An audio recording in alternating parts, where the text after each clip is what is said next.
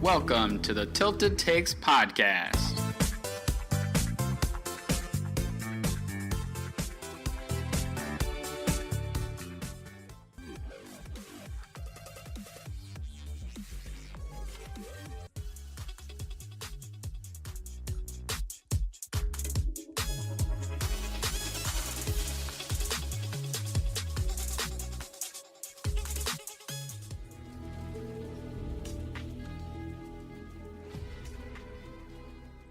Hello and welcome to the Tilted Takes podcast. We are back to recording. We have been gone for a little bit just from the 4th of July and then getting back and dealing with some other things. But we finally are back together. I'm with my co-host once again, Panda. How's it going? It's been a bit. Fortnite, things have changed. A lot of things have changed, but no, it's going all right. I'm very pumped to be back talking about Fortnite and getting back on the podcast grind. Yes, the esports grind. The competitive scene has been changing more and more, especially with a big announcement from EPIC, the Fortnite Summer Skirmish. We'll talk about that at the end of the show. Friday Fortnite is always happening. Friday Fortnite probably is going to be changed to Sunday, I think, is what Keemstar is thinking about. We'll have to see and keep up with updates on that in the future, which I don't mind, just because Sunday I'll have probably more free time, but we'll have to see how Sunday goes. I think they're changing it probably because of the Fortnite's tournaments they're doing, and then maybe players would rather play on Sunday and practice on Fridays before the summer skirmish starts. I don't know. I don't really know his whole thought process behind it. From what I saw some stuff that was saying that it's because of the skirmish. Yeah. And apparently there's a chance that it happens on Fridays as well.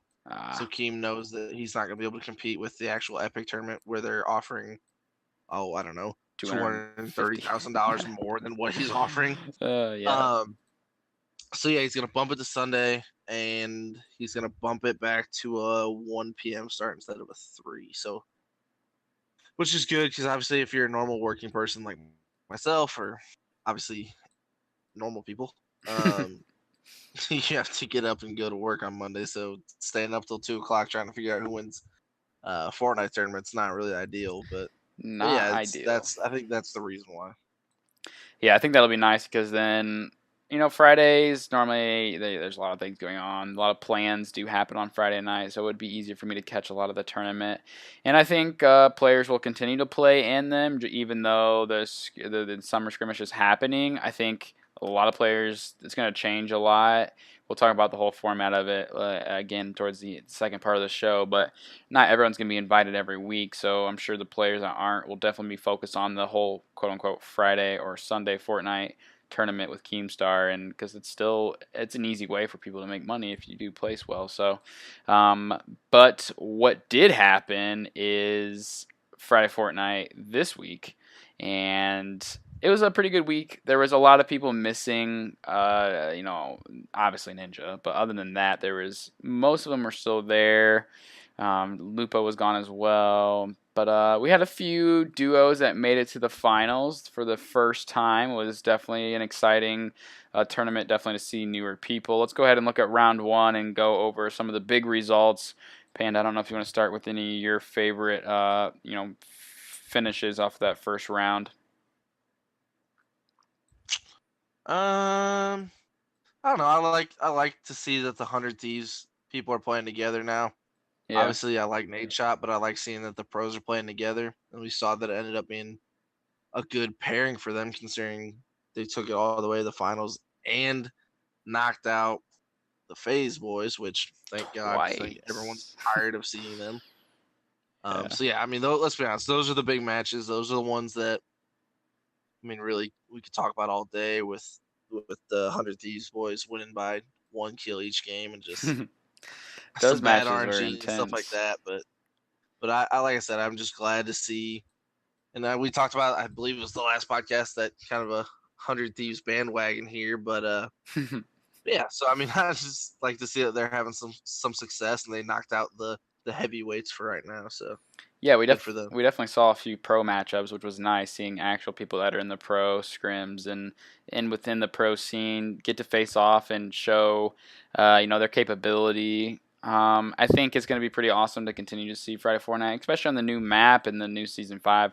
We probably should have just started the podcast off of that because season 5 is upon us. We haven't recorded since, and this is our first time recording after season 5 has been out, and it's been crazy. There's been so much change. There's tons of new places on the map, which obviously affects more of the pub stomp tournaments like Friday Fortnite because of where you land. So, maybe a lot of people are going to the new locations, trying to visit those and see what they're about. So a lot, bigger chances for people to get high kills instead of everyone going tilted. There's definitely new places to explore, which is interesting in this type of situation. Not as much for the And the private rifts. servers. Yeah, the rifts, those are huge. Which I don't know, rifts are just kind of replacing the rocks. The rocks are gone now. The rifts you can probably travel a little quicker than rocks, but the rifts are just another. I think rifts give you such a bigger advantage than the rocks, though. Oh, for sure, and especially I with mean, some of the locations of the rifts are really key, and those are going to be really, really big in a lot of people's rotations. right, and it allows you to reset basically. Yeah. You hop in the rift, you drop down, and you glide. I think I saw something on Twitter that it was 2.5 squares you Yep. can glide if you look at the map grid wise. Hmm. Um, I mean, that's game changing. That is, you'll be able to say you were stuck up on a mountain or stuck off fighting somebody. Things got crazy, and there's a rift right there. You hop in that rift, you fly back ahead of rotations, and just it added something that definitely is going to be uh, a key aspect, I think, to these kind of like tournaments and the skirmish and all that stuff. Just a different kind of way to get around the map and use that strategy and use your skill to just get more kills.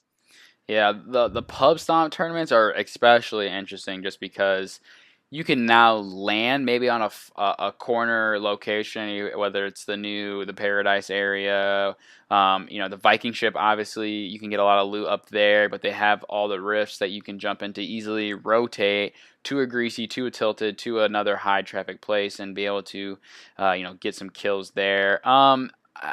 In the summer scrimmage, I saw a lot of interesting strategy where people were dropping out of the bus, but they actually were deploying their chute relatively early, and they were just drifting down to look and see where people were landing, and then they would just go straight to a rift and then reroute where they wanted to go. So it was like people are already using different strategies. Like some people weren't like, oh, first to the ground, get a gun. They were like, all right, let's see where people are going, and they picked a safe spot.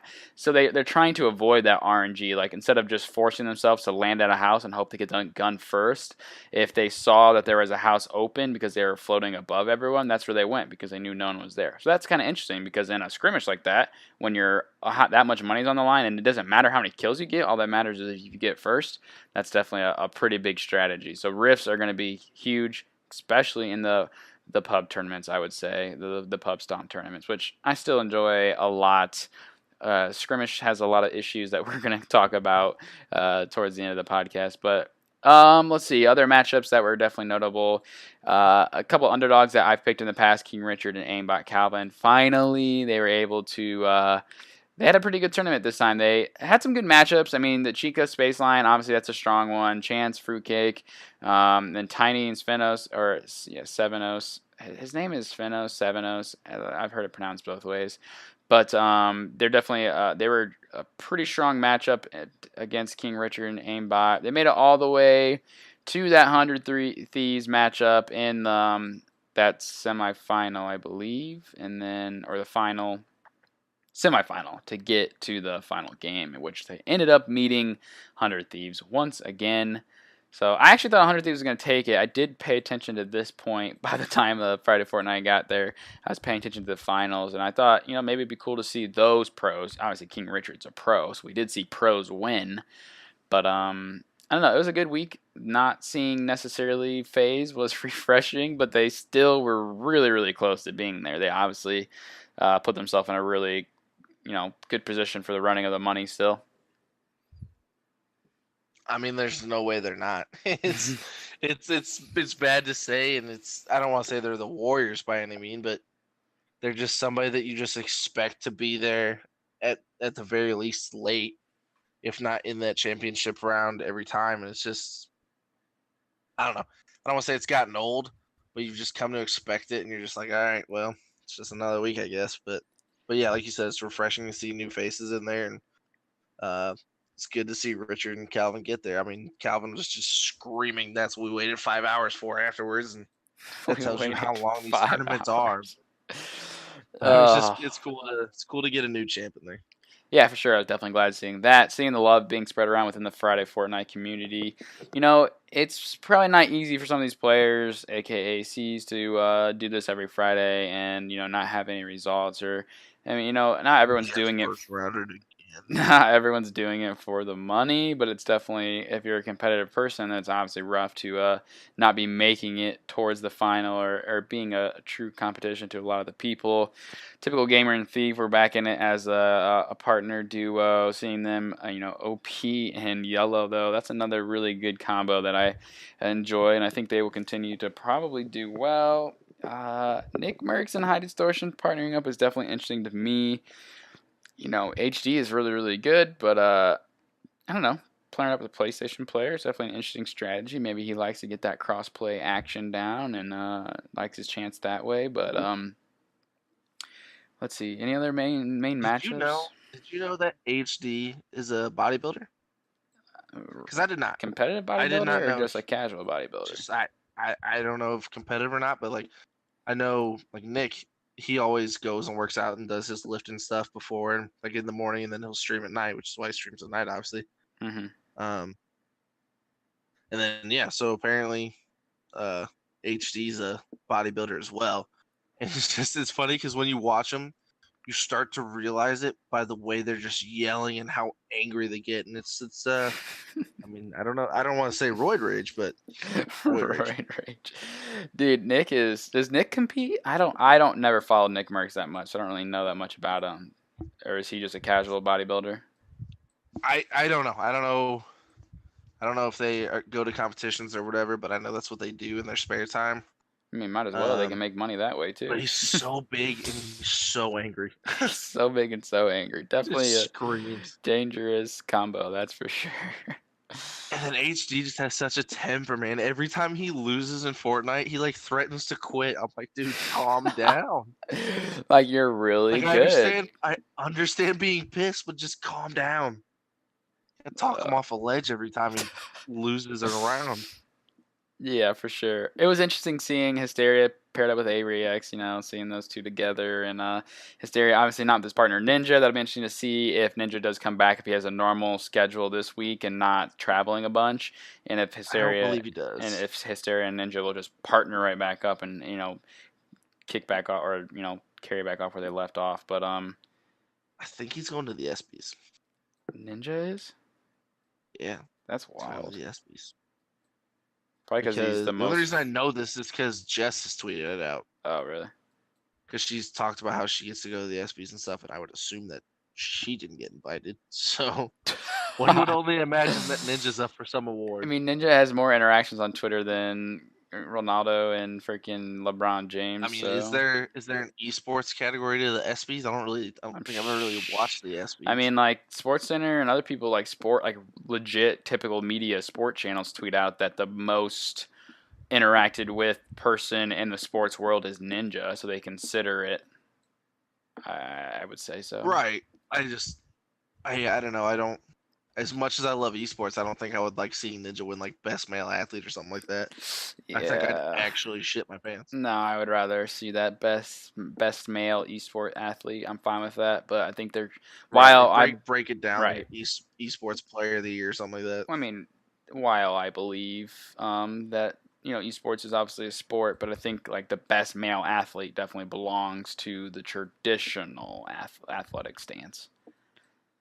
LeBron. But that's just me, the goat. All right. That's another conversation. So before we move on to the summer skirmish and that kind of conversation, real quick, let's look at the map and just talk about it for 1 second, and just think about it. I obviously didn't watch all of Friday Fortnite, but besides the rifts, what are the other big changes that you really like? Well, there's one that we haven't mentioned that we obviously need to talk about. I don't know, you haven't mentioned it either, but do you know what I'm talking about? Are our minds synced up here? um, I mean, my initial thought is that Anarchy's gone. Oh, okay. What's an anarchy now? So we're close to the same route. Anarchy is Lazy Links now. And what's located in the Lazy Links? I think I'm missing the vibe here. The all-terrain carts. Oh, yep. Didn't even think about that. You Yeah. know, those are all around the map, though. To be fair. Yeah, that's true. But a lot of them are look. There's like freaking 12 of Yes, them it's like at the main Lazy place to Links. go get it. So that's the other thing. Has been tweets about every location of the carts and where they kind of are at. That'll be another big thing for players. Personally, I don't know. The carts are an advantage when you're trying to travel far. Correct? If you're a god like most of these players, who cares? Because if you're in one of those carts, you don't care if people can hear you miles away. For me, I'm terrible. Like getting in a car is like throwing out flares everywhere you go because you're so loud. Like people can Oh, hear it's you stupid before loud. you see them. So it's definitely like an advantage disadvantage type situation. It has made for a lot of plays. It definitely does add to the transportation factor. I was really surprised they put it in there. I didn't think they would go that route. Shopping carts was a cool change, but I don't know. I like the change. I think it'll definitely it will play well within the scene. I like it.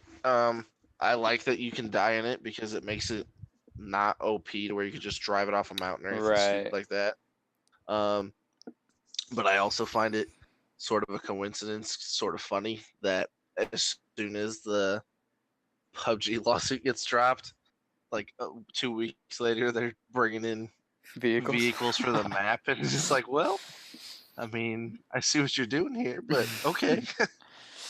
Yeah, I think they're trying to stay pretty specific with what they want the vehicles to be about, right? So they're not um, I mean, it was inevitable. They were gonna have to bring something in. right. Transportation is a really really big part of Fortnite and the Fortnite map. Walking is ideal, but if we look at the map as a whole, if you add a lovely place like that, what is it even called? Paradise. What is it called again?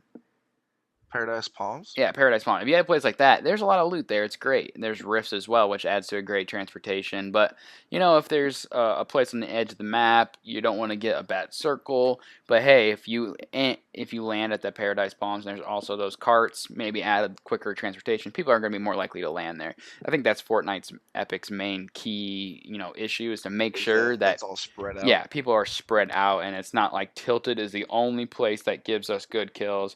I mean, Tilted's great, but let's think about this. If we switch Tilted in Paradise Palms or any other place, and let's say we put Tilted into a corner of the map, I mean, do people land there as It's just much? another place. Because it's not going to give you that great of circles. If you're a Tilted, you're literally in the middle of the map, so no matter where the circle is, you're probably going to be decently close to it. So if you put it at a corner, people would be like, yeah, it's a lot of loot and a lot of, probably buildings and materials, and maybe people still go there. Yeah, you don't But have time to just sit there. yes, people in Tilted literally can sit there almost the whole game. It's crazy. So that's definitely interesting to see that there's so many viable places now. I mean, some of our key places when we play in our squads that we land that are like more low key, but a lot of people land there are even more low key now. Like the factory area, there's still a lot of loot there, but not as many people are landing there because now you have Lazy Links, you have the whole the Viking ship. Which question? Why did the Viking ship not get a name? Why did they leave that unnamed? I was kind of surprised. I don't know, but I love that place. Oh, so do I. It's just It was literally the first place I landed in season 5. it's got the snow biome. I like that. I could definitely dig more some The snowy waterfall. biome. Yes, maybe even like I may or may not have lagged through a floor and fallen to my death at that waterfall. The very first game. good start. Good start. Yeah, but But that was when they were having server issues. So to be fair, not my not fault. your fault. Yeah, going forward as well, it'd be interesting to see what else maybe pops through some portals. We may see, Noms is in the upper right corner, I believe, near Risky, that Nom sign. Who knows, Tomato Man may be making a return in another new location, like just pop through a portal. I don't know. I'm really excited to see the rest of season 5. And when it comes to the pub games, it obviously is important. The map is pretty crucial to a lot of people's rotations. And I mean, look at Tfue and Cloaksies. We can talk about this too.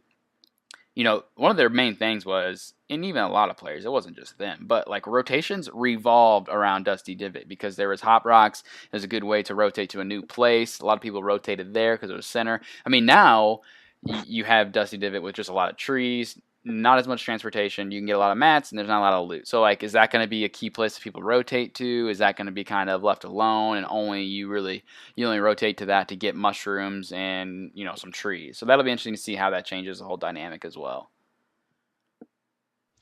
Oh yeah, for sure. And I don't know, just a few questions based off of kind of what we've talked about. Just first, with the whole Paradise Palms things, taking Moisty out. R.I.P. to Moisty.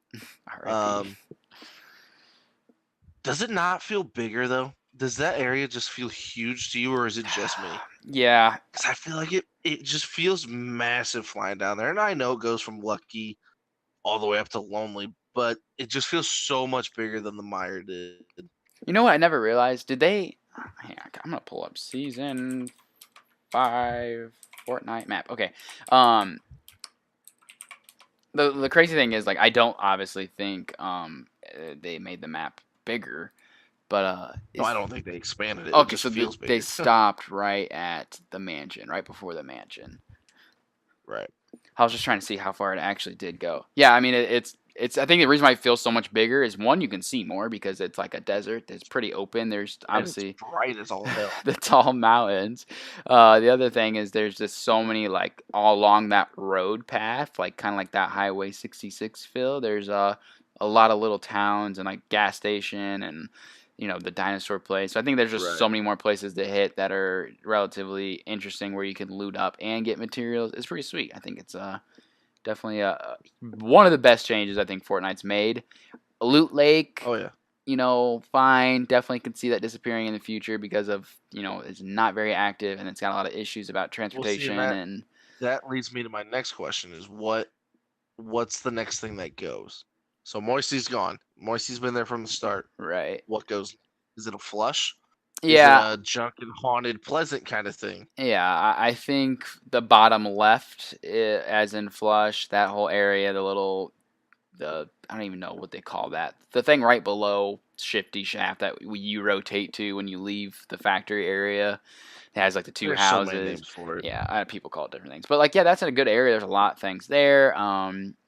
The middle of the map, I just don't know if people are gonna get what they want with Tilted getting destroyed. I think I'm that not sure it's ever gonna go yeah, away. I think that would be a huge change, and they'll if they do it, there's obviously gonna be a lot of explanation, and something tragic happens, whatever that tragic thing may be. But I think trees are important. So they took out such a big thing with Honestly, Moisty. Trees had to be somewhere. So I think Dusty's a good add with all those trees. what about? Ooh, does it just move up? Does it take out tomato, whaling, lonely, and retail Oh, and you mean storage like or shipping? the woods and just get bigger, or what do you mean? Yeah, I mean, not necessarily the desert's gonna move up there, but like, is that what they're gonna wipe out? Is Oh, that I are they see, gonna I just see. wipe out the east side of the map? Because if you look at all the other corners where everything is, there's relatively newer stuff. You got Snobby over the left and Haunted and Junk, all that. That's not new anymore, but it's not like an OG landing spot. Right. But Tomato, Retail, Lonely, and Wailing have been there since season 1 and 2. So I mean, is that kind of the next thing to go? They made so many changes on the west with Tilted and Shifty, and again the places I just named. Is this their time to change the east kind of thing?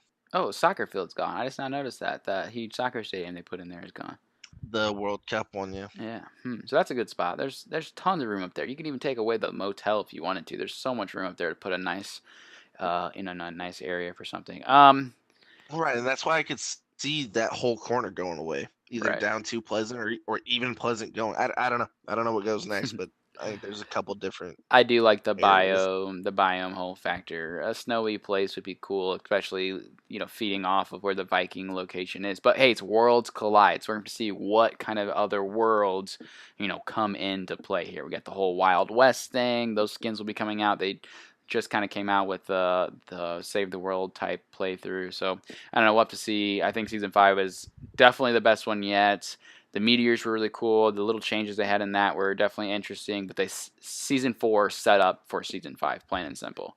So I'm What gonna. if What if? Oh God, here no, here we go. the northeast corner Yes. got sunk underwater Oh, and it was like an water. Atlantis kind of Oh, like underwater fights. We got like and swimming became a thing. harpoon guns, and oh Oh yeah, and if water's deep enough, oh so yeah, obviously not the lake, but like deep water, you can swim. yeah. What kind of name is Loot Lake when it's up to your knees? That's some bull. That's not a lake. It's like well, and it's not even that much loot. Like Yeah, there's not even a loot. That name is a lie.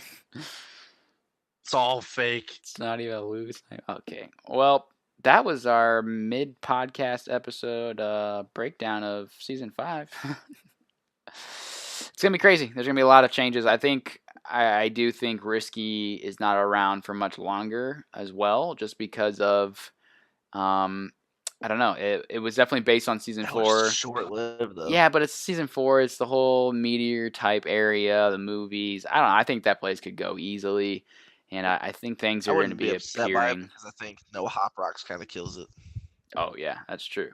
There's a lot of locations that Hop Rocks really helped out with some easy transportation to get to a new place, but they're gone now. R.I.P. Hop Rocks. That was definitely an interesting addition, and the rifts are taking their place. And I think the Easter Island head things, those are all over the place now, and there's a lot of chests around those, and then all the rifts. So those are going to be a really big location for pro players to rotate to, maybe grab chests and grab rifts to rotate to a big area. So man, there's a lot more strategy just by one addition of a game mechanic coming out of the rifts. In Epic we trust. In Epic we trust. All right. Speaking of it in Epic we trust, they failed us. Sorry, Epic, but we need to talk about it. We need to discuss it. The Fortnite Summer Skirmish. This was announced along with the prize pool of the original announcement, $800 million in 8 weeks.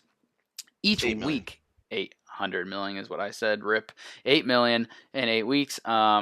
Yeah, so each week is going to be different from what they said and what their announcement was. And my understanding is each format is going to be different.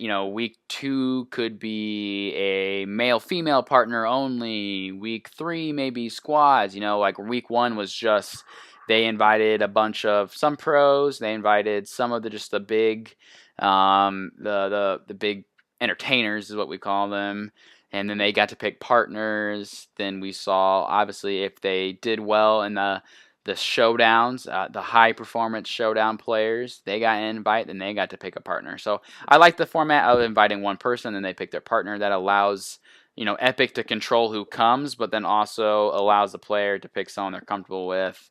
And I don't know, Panda, me and you, we didn't get to watch much, but no one got to watch much of it. Why don't you go ahead and start off with what happened in week 1, kind of a little bit of a disaster on Epic's side.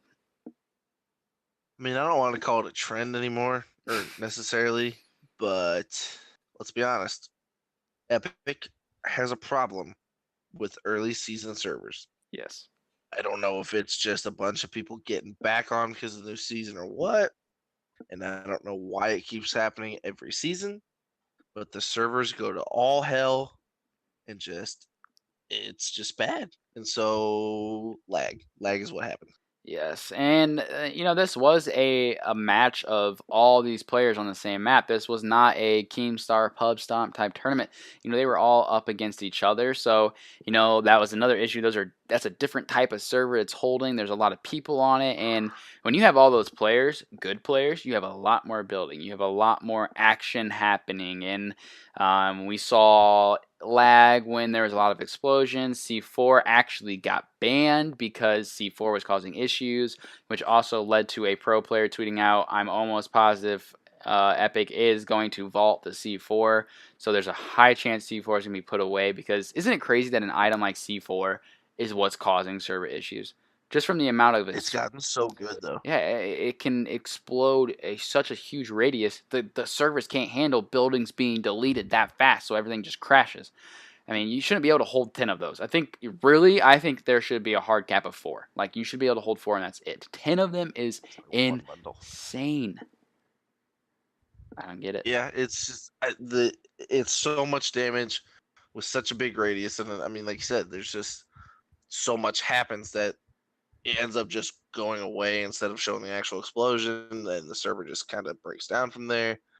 So I understand it, and maybe it's just a thing that they'll ban from competitive instead of vaulting it in general, or they could vault it in general. I mean, Mm-hmm. you never know what someone's going to do like that, but I don't know. It's just one of those things that, yeah, obviously it's a different kind of server and it's going to take some work, and it's the first time they're doing these things, so you got to give them a little break. But at the end of the day, you gotta get this stuff right Right. if you're going to advertise it, and it's going to Well, be for this big. sure. And they're dealing with internet, they're dealing with young kids. And Myth said it perfectly. Like, look, this is Epic testing what they want to do in the future. This is them testing what's going to work, what's not going to work. So like this has to happen in order for everything to work perfectly. People are tweeting things like the scene's never going to grow with things like this happening. I mean, I think that's a little stretch. Like if Epic doesn't try Especially in the things, first week. right, if Epic doesn't try things and it doesn't work, like, all right, they're a pretty big company. They're going to be able to take a step back and figure out what they can do better in order to, to make these type of events happen. So look, obviously there's a big advertised thing. There was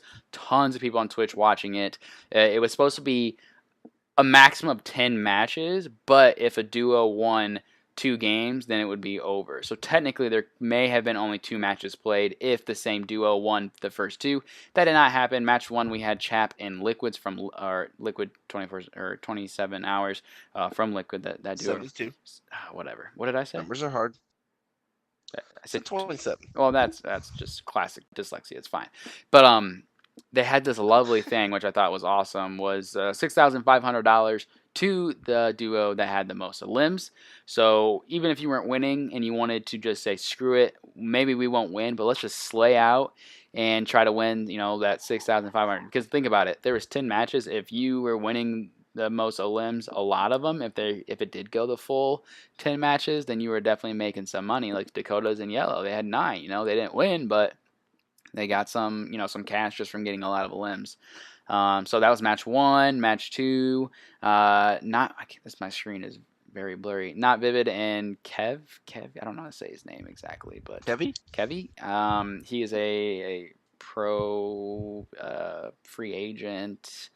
Then match 3 is I can't see the names. Spartanologist and Bay Soldier. Bay Soldier. This white on my And then computer is too bright. and then match 4 was I'm Marksman and your boy Wildcat. Yeah, boy, Wildcat. So yeah, those are bigger names right there. Let's see, what else was I gonna say? Oh, the bad thing about for Epic was, look, everyone is obviously watching the stream, and there's the issues are server lag.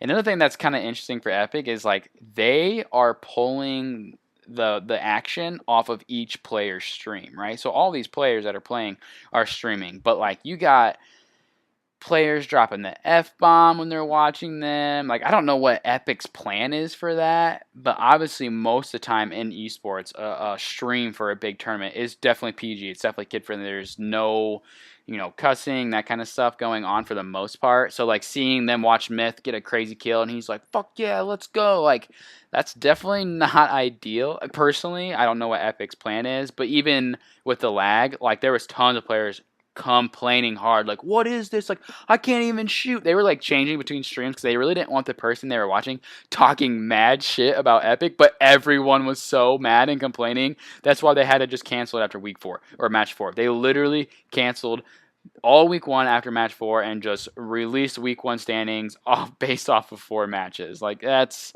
a rough week 1. Correct me if I'm wrong, but I'm pretty sure I heard that like COD and like CWL, and what they do is like they don't have the players actually mic'd up. Like they'll go to their view and they'll show the player, Mm-hmm. but the player doesn't actually have audio to the I guess stream. Right. So maybe that's what they do, because it's gonna be impossible to control all these players even if you tell them to not cuss. Yeah, that'll be hard for So sure. maybe that's the way they go about it, where they'll show the player and you'll see the reaction and the excitement in their face, but you don't hear them actually say the cuss word or anything like that. So Right. I I think definitely that might be the best course of action there. like it was fun to hear like when they were watching Tim. Obviously Tim's really funny and Tim doesn't cuss that much, but like now there was 3 casters and they were laughing with what Tim was saying, and they were kind of like not interacting with the streamer but like talking about what the streamer was saying, and I don't really like that personally. Like if I want to hear what Tim's saying, I'm gonna go watch his stream. So like if I'm watching the official Fortnite channel, I would rather have people casting, and these they weren't really casters. They weren't really talking about what was going on. They didn't even really know who like Chap and like 72 hours was. Like they didn't even know some of the pro players. They definitely weren't like really aware with what's happening in the Fortnite esports scene. They definitely were more of the bigger names. We know these people have done this before. They will be fine on stream. Totally understand Epic's move on that. But then again, people also want casters who are like actually casting, actually have knowledge on players, and not just laughing at Tim being a funny streamer. Because again, in reality, Tim's a funny streamer, but Tim knows he's not a pro, and a lot of people don't necessarily want to be watching Tim. They would rather be seeing some of these pros go at it, and I felt like they spent too much time on just the big name people. But that's just my opinion. Yeah, I mean, it comes down to views versus Right. content, I guess, and Right. just And it's iffy. I mean, we know Courage isn't a pro by any, I mean, he's good.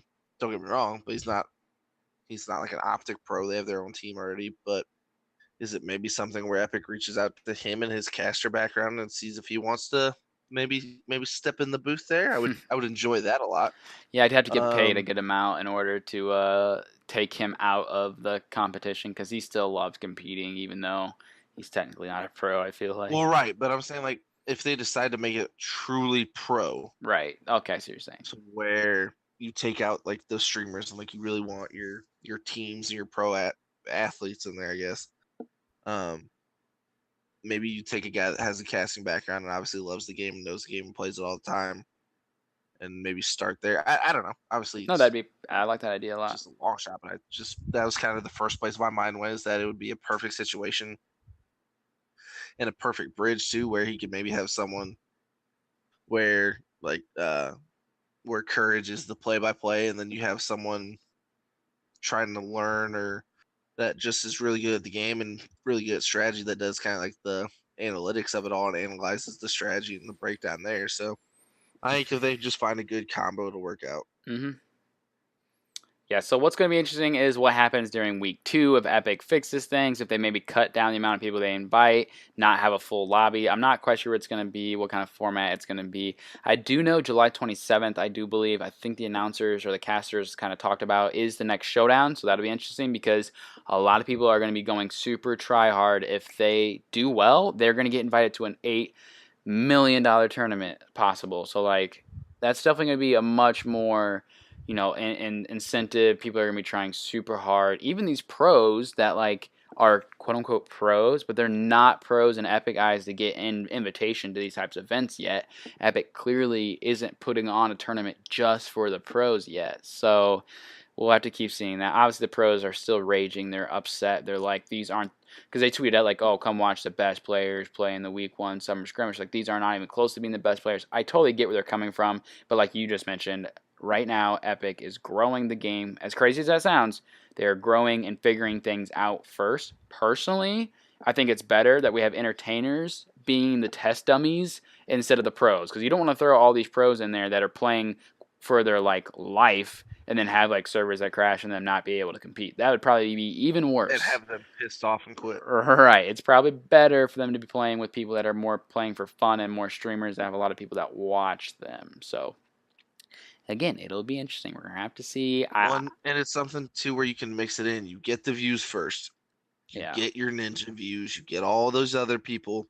You start working in more of the pros, so people start seeing those names and growing used to those names, like the chat for 72 hours, Mm-hmm. who I've just started following on Twitch, like those kind of things where you just start learning more people and you start following them, and then eventually you have just your pros where people know or have at least come to somewhat know these people and kind of form a favorite, and it grows from there. You gotta have people watching to learn who the entertainers and the, again, quote unquote, athletes are, and to get the views before you can just throw in pros and try to build it from there. You gotta Right. have a fan base.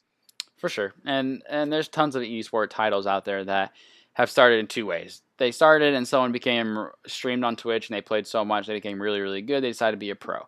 Or in some games the pros are good at the game so they start streaming because they're pros and then that's how they get big. So it's just like Fortnite definitely was like this internet craze. Everyone was doing it before an esports scene was even established. So you had tons of entertainers playing it, and I think it's definitely so far it's been more entertainment first, esports definitely second, and even lower on the importance totem pole for Epic. I mean, as much as the pro players in the pro scrim Discord want their pro scene to be number one, it's not going to be, and I don't see it being that way until Fortnite definitely figures out what they want to do with their esports scene.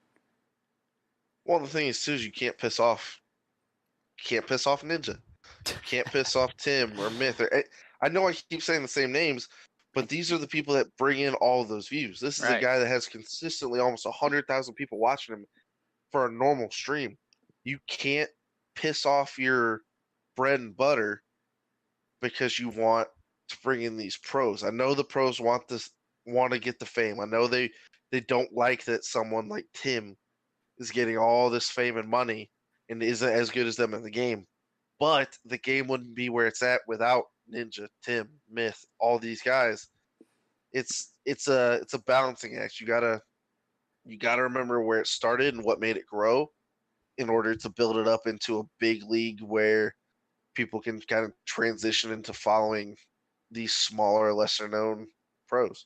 Right, and I think I don't always agree with everything Ninja does or says, but Ninja has been a true esports competitive player for a very long time. He's been in the scene. He's seen shit that is bad, and he's seen stuff that's good. So I think that if Ninja definitely stays away from the pro scene and is just an entertainer, Ninja could be like a pretty big spokesperson for like the esports scene when it comes to like what's best and what's what works and what doesn't. I don't know who's I could easily look up right now and find out who it is, but I don't know off the top of my head like who the esports person is at Epic right now, or who is really in talks with pro players and that kind of stuff. Because I don't think they really are, and again, it's not on the top of their list right now. And I think this whole summer skirmish thing, 8 weeks of fun, I think that's what's most important. I get that it's not what the pro players want because it's not like tournaments just for them to win money and make it viable for themselves to become playing this game as much as they are. But again, like who knows? We could see a squad match come in where they invite all these orgs. You know what I'm saying? Like who knows what happens? Can you imagine we see a squad tournament? Like let's say, okay, FaZe, TSM, Liquid, 100 Thieves, Please, Optic, and then you please. start getting Ghost and all these other smaller teams that are out there, World Best Gaming. Can you imagine? Like, oh my God, that'd be That's what fun, I want to see. right? That's what I want to see too. And we may see that towards the end of the week, the 8 weeks when things are settled in and not as crazy. I'm not sure, but I don't know. All I know is I think Epic will figure it out. People have to be patient, and I think this whole summer skirmish thing is definitely a test. I agree with what Myth says for sure on his little Twitter post he made, his little video. It's all a process. Nothing happens overnight. But for 15-year-olds, they expect it to, and that's what kind of sucks. It's just like people rage That on is. Twitter, and I'm just like, listen, man, like, I get in your life, like, this is most important, but there's so much more in play at Epic that right now, getting this crazy stuff figured out just for you is not important. Sorry, pal. Hmm. I don't know, Panda. Anything else? We have the Ninja Tournament, the esports thing in Chicago relatively soon, but I have not seen that much more information released on it or anything announced player wise. Maybe that's something we do research for on the next podcast. I think we've talked about pretty much everything, right? Like we talked about Friday Fortnite, the Fortnite Summer Skirmish Week 1, the 4 winners, and kind of the whole format of it. Do you have And anything season else? 5. So I mean, yeah, we've covered everything. I know we've been gone a long time, and again, we apologize for that. But life happens, and I think once but we're back. Once We're August gonna hits for me and you, we'll get more into a standard routine a and set schedule. things Yeah. will start to be on the rise. The grind will be much more intense for us, which I'm excited for because the podcast we want it to grow. Obviously, we've been starting out new and small and not really doing crazy a lot to get our name out yet. That's just because we're really busy. So it'll Yep. But happen. again, it's a process. Nothing happens overnight. All right, so follow us on Twitter at Tilted Takes. We've been obviously quiet on Twitter for the last week and a half, so we'll continue to do our best to up that when it comes to tweeting out either clips or standings or information, that kind of stuff.